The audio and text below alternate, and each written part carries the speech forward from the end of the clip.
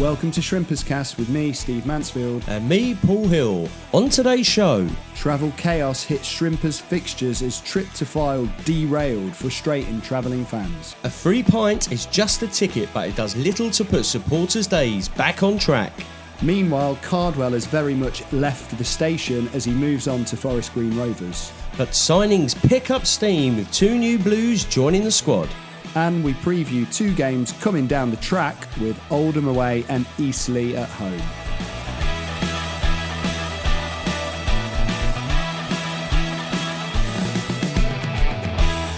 Hello and welcome to Shrimperscast. I'm here with Paul. Paul, how you doing, mate? Ahoy, dear boy. How are you? You keeping well? Ahoy, ahoy, all on board, maybe you should have said. Oh, mate, I know. I'm loving them train puns in that intro, mate. Thanks. Spot on. Spent hours on that. What a weird weekend for Southend fans. So, all set for the trip up north. And what happens, Paul? Train broke down. Train broke down. Travel chaos. Southend United experienced broken Britain directly. Proper. Not a laughing matter for the fans that travelled up, though. So, our thoughts do go out to everyone that made the trip. Seems like they set off pretty late, right? So they were getting like a 10 o'clock or something from King's Cross, which... Cutting it fine. Really cutting it. That's the sort of thing that my missus would not let me do. She's very much like hours before, always got loads of time at the station or the airport. So, Yeah. Kev Mayer, I don't think he's in charge of travel, but whoever's in charge of travel needs to take a leaf out of her book and, plan it in a bit earlier, but... Bit of a disaster. This is it. What I reckon is, after a certain time, you get cheaper tickets, don't you?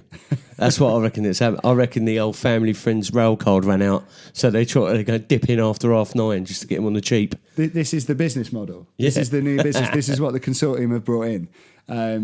Tickety Split. Yeah, using why the not? Tickety Split app to get the very cheapest deal.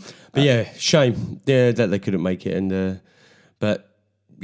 I hope everyone enjoyed who made the trip up there, because a few of my pals went up to Blackpool and Manchester and in and around the time, but they all had a good time. But yeah, it would have been better with a Southend match on. I hope everyone picked up their free pint though. I saw that. Yeah. So FC Fylde put out a tweet and put something out that said to all Southend fans, you could get a free pint at their club bar, which it's not a bad touch, is it?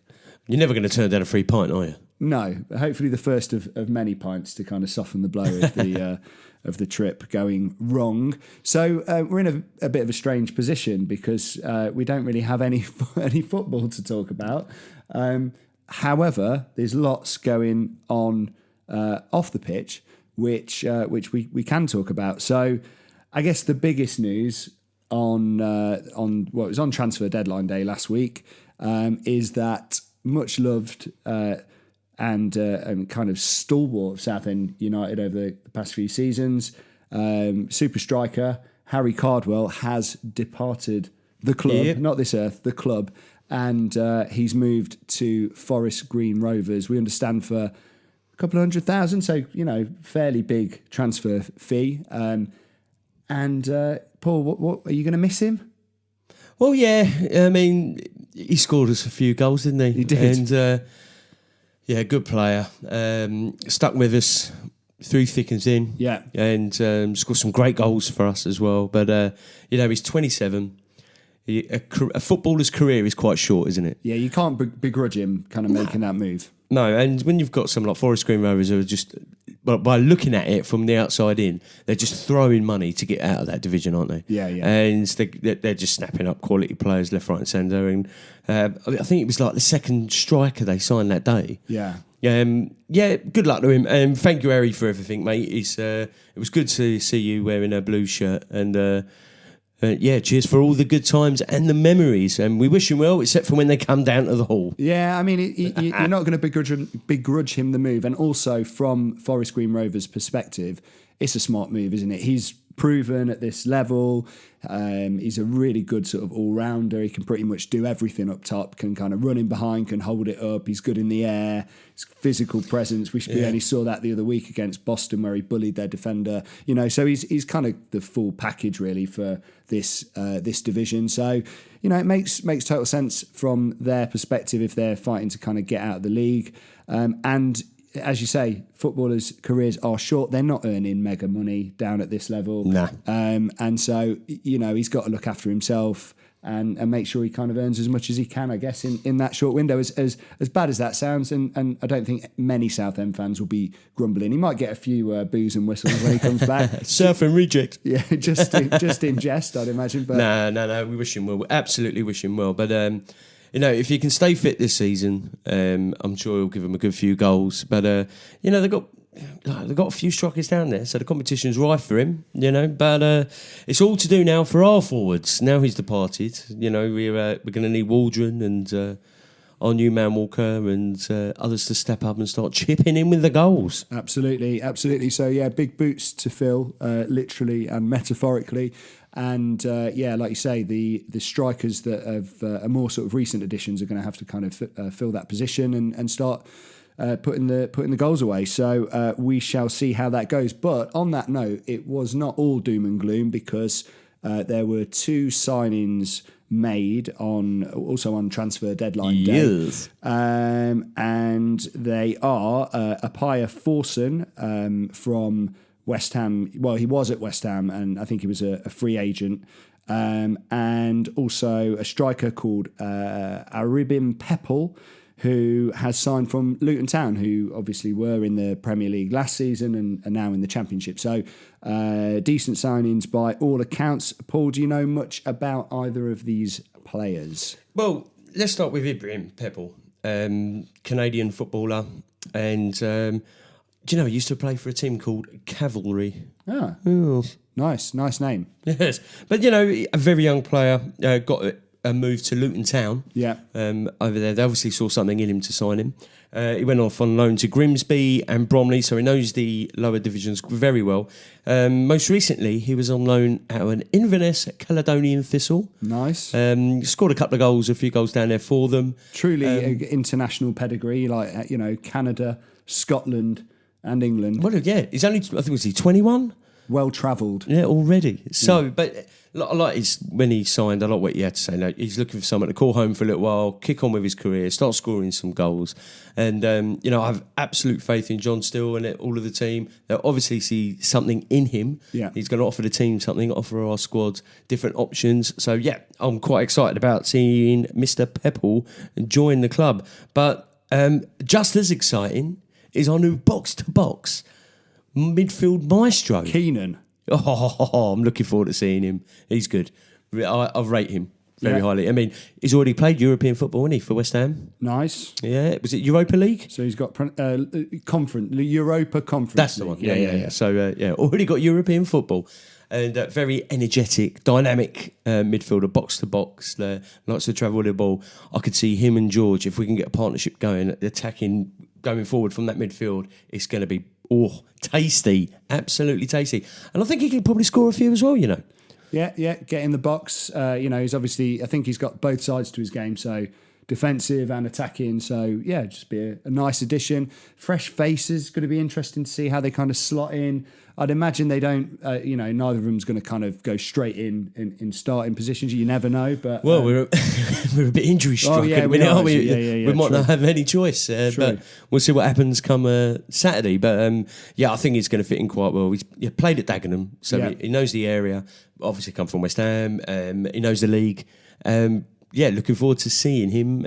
Running up and down the pitch at the Hall and beyond. Stuff. Well, you mentioned injuries, but there's also some quite sort of, worrying news coming out about Kensdale. We don't know too much about it. No. I think we can say that disciplinary issues is internal disciplinary issue. Well, it's with the club, as Kev said. So we've got to trust the process and see what happens there with him.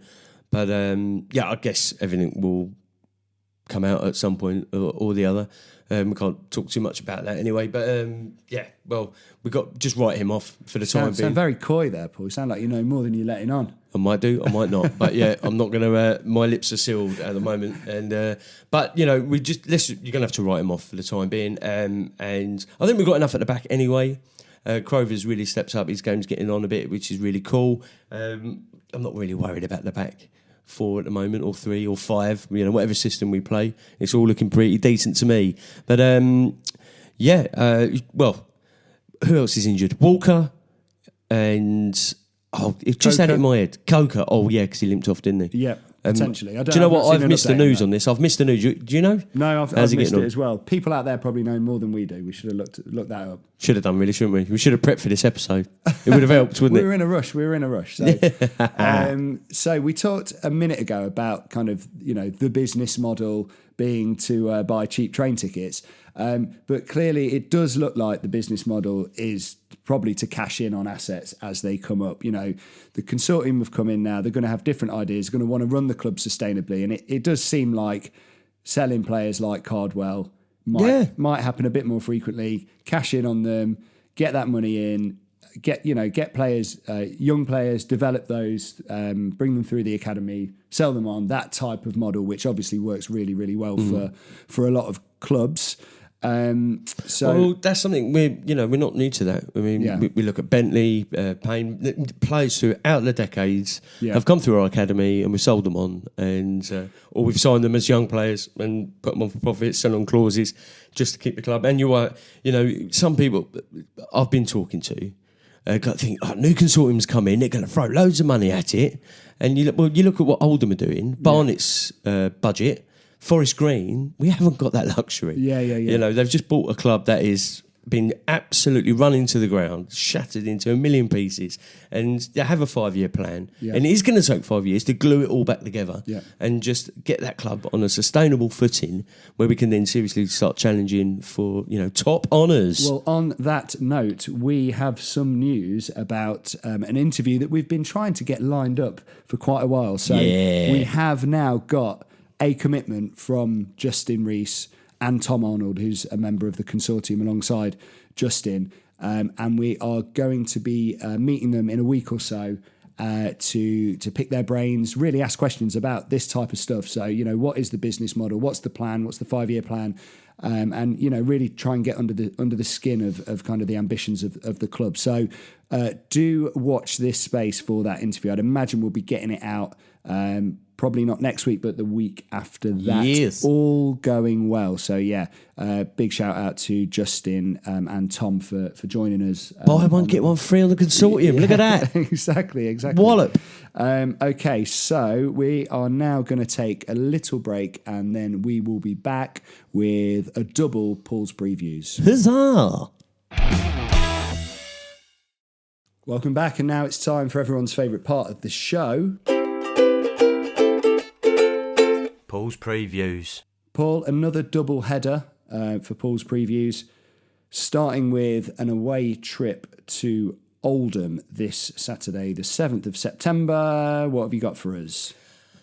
I'm really looking forward to this banger. It should be good. They have signed very, very well this season, Oldham, I feel. They've got a good manager down there, knows this league very well, works wonders at Tranmere, getting them promoted. He knows his stuff. But we'll go through the players who they've got at the moment. But in the league, in their last 5, they've won 1, drew 3 and lost 1, scoring 5, conceding 7. Middling. You say that. But they're unbeaten at home so far this season. Tough game. Where they've won their first one 3-0, and then they drew 2, yet to lose, scoring 5, conceding 2. So let's see what happens here. All records are there to be broken, aren't they? Why not us? Do you know, I think we've only lost twice, I think, since 1995 away at Oldham. I might be wrong on that. I was just thinking off the top of my head. That's former Premier League giants, Oldham. Yeah, I know. Yeah. But they're there for the taking. But they have got some notable players. Like I said, they've signed very well this season. So they've got Jake Priest, defender. They signed from Burton. Manny Monte, they've signed from Northampton. He was with Nicky Millen at Tranmere, so he knows all about him. Yeah. Reagan Ogle has come in from Scunthorpe. They've got Callum Dolan on loan from Fleetwood. And an interesting signing is Josh Kay. He's moved from Fylde over to Oldham, but he's another melon dude from Tranmere days. And he's another melon. Yeah, well, I don't think he is. I think Josh Kay's all right. He ain't a melon. But One striker that's coming from Rochdale is Jesting, I think I can pronounce his right, Uching Balum. They signed him from Rochdale. And one player that I'm going to be keeping a close eye on, because I think he's, I don't know, well, it's their George Moncur, if you like, of the league. So they've got Harry Charlesley, the former Everton, Port Vale, Newport County midfielder. Nice. Still fairly young, dropping down the leagues. He got promoted with Port Vale via the playoffs only in 2022. So, he's gone from League One, just like George, down here, so there could be a good little humdinger of a battle there. In the old midfield. Yeah. Nice. But of course, they've got their talisman, James Norwood, the former Ipswich Town striker. Also of Tranmere as well. There's a bit of a theme here going on at Oldham, isn't there? But 17 last season. He's just come back. He's only played 2 games this season, and he's got 1 in 2. Played the last 2, so scored in his last time out. Hasn't played a full match. He gets to about 60 minutes. But so he'll be looking to play a full game. We know what he's all about, but he'll be definitely the one to watch there. So plenty of danger, and obviously Southend, for not just this game but for both games there, they might be a little bit rocked by the departure of Cardwell. They've got new players to kind of bed in, so but they're taking decent form. It's been a decent start to the season, hasn't it? So they're going to be up there. We know they're going to be up there in the season. They've got the RX Blue Boy Sean Hobson down there at the back. Solid, season for him. But we know what he's all about. But the games, we always have quite good games against Oldham. I quite enjoy them. I feel we've probably got it all to do with see how the team react to losing Cardwell. Yeah. How the new players, they've got to bed in quickly. Yeah. Because we are thin on the ground. And like you say, the sort of backup, until now, the backup strikers, well, one of them is going to have to become the main man. So it's a big ask. So let's see how it goes. And then it's quickly followed, the trip up north is quickly followed as we welcome Eastleigh to Roots Hall on Tuesday. Ooh. What do you think here, Paul? A fiery one. It's always fiery when we play Eastleigh. Very lively. A lively affair. But I'm looking forward to this one because again, on the road, they're all right. They're nothing really to shout about. They won their opening 2 away against Maidenhead and Altrincham. Gateshead done them 2-1 last time out, but Gateshead are absolutely flying at the minute, aren't they? Up the top. But they've been tailing off, you see, because I just mentioned there they beat Altrincham, but they got a good result against Solihull Moors. They beat Fylde 4-2. But then they drew against Sutton, then lost against Gateshead. And now they play us at the Hall. So, not a great time to be coming to Roots Hall when you're starting to lose a bit of form. Yeah, it's very, very early to be looking at things like the table, isn't it? Because there's only been 6 games played, but 5 for Southend after the game was postponed the other day. But Eastleigh are sitting, in second place, just behind Gateshead. But like I say, 6 games played, so very difficult to. They're not going to sustain it. No disrespect to any Eastleigh fans up here. I will be shocked if they're in the top 6 come the end of the season. But they kind of do well, and they tail off, or they start pouring in, they make a late creep in. But I'm not worried about them at all. However, they have signed a few. Quite a few, right? Very busy over the. Is it 9? 9 players or something, Yeah, I think that have all come in. 2 of note for me are Richard Brindley, dropping down from Notts County. Wow. To come and sign for Eastleigh. And the other man for me is this man here, also shares the name of our manager here, Mr. Niall Mayer, also a midfielder. I wonder if they're related. Maybe. Who knows? We might have to do a bit of delving into that one. Who do you think you are? Shrimperscast style. Exactly that. But he signed from Grimsby. Again, he knows this division really well, does mate. Having played with Halifax for, a good 4 or 5 years down at Halifax. Then got to move to Grimsby. But now back in the National League with Eastleigh, another one to watch. But their player, of course, that we know quite a bit about is their forward man, Scott Quigley. Knows this division inside out, proven goal scorer at this level. Most notably with Barrow, where he hit 20 goals in 35 games. I only know that because my mum's from Barrow, Oh, nice. Yeah. Connection. Huge Barrow fan she is. Wow. She's absolutely buzzing that they got Chelsea away in the in the cup. They beat us. Yeah. Well, on pens. We drew there, didn't we? Yeah. And my mum's going, hello, mum, if you're listening. But she was going, no, we're going to lose. I went, no. We've gone there and got a result. It's going to be fine. However, they did come back and absolutely destroy us, I think 4-1. So, yeah, look forward to that one when they go. If you get the draw and they go back up north, we'll see what happens. But, yeah, we all know about Steve Quigley. So, again, he'll be the one to try and keep quiet. But like I said, it is always a fiery game against Eastleigh. Wouldn't surprise me if we're going to see a red card in this game. That's my little prediction there. Is that what you're putting your money on, Paul? Yeah, I'm going to put my money on a 1-0 Southend win. Very scrappy game. I don't think you can bet on that. Very scrappy game. Yeah. Bad pass completion stats. Very scruffy, yeah. Absolutely. With a sending off. There you go. Nice. There we are. There we have it. Good stuff. Well, we will be back next week to review both of those games, and all that's left to say is... big thanks, Paul, for joining me today. Always a pleasure, never a chore, sir. And massive thank you to everyone listening. So don't forget to share the podcast with your Southend supporting mates. And we'll see you next week. Up the Blues. Up the Blues.